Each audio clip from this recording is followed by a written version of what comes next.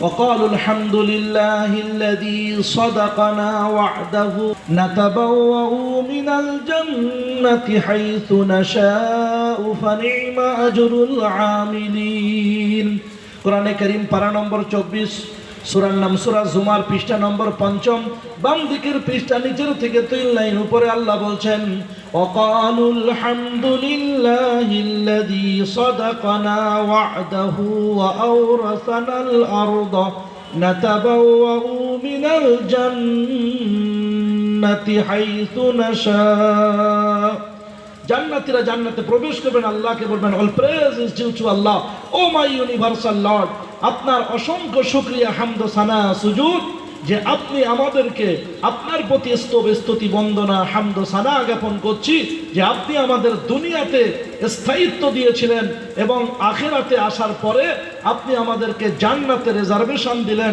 জান্নাতে আপনি আমাদের চির আতিথ্যলয়ের ঠিকানা বাসস্থান আপনি আমাদেরকে দান করলেন।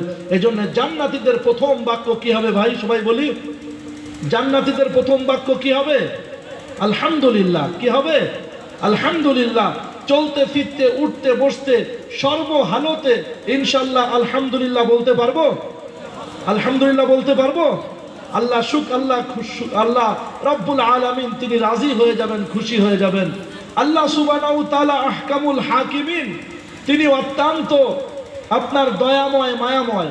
বান্দাকে যে হালতে রাখে সেই হালতে যদি আলহামদুলিল্লাহ বলে তাহলে আল্লাহ তিনি কি করবেন? তিনি ভাববেন যে আমার বান্দাকে অসুস্থতার মধ্যে রেখেছি তাও বলছে বান্দা আলহামদুলিল্লাহ, বান্দাকে এই দুর্দশার মধ্যে রেখেছি তাও বলছে বান্দা আলহামদুলিল্লাহ, যে অবস্থায় রাখছি বান্দা সেই অবস্থায় বলছে আলহামদুলিল্লাহ, তাহলে আমি আমার বান্দা আমার আরো বেশি করে শুকরিয়া আদায় করবে।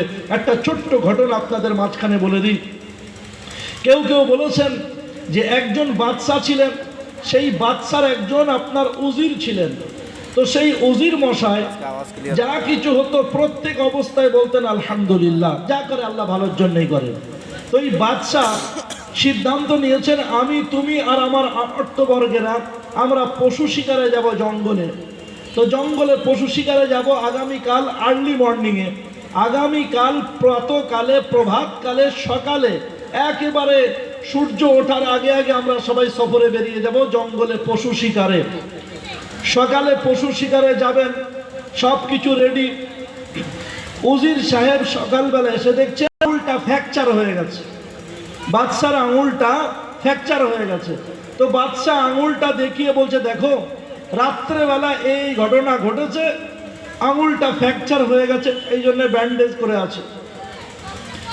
তো উজির সাহেব এটা দেখে বলছেন আলহামদুলিল্লাহ, আল্লাহ যা করে ভালোর জন্যই করে।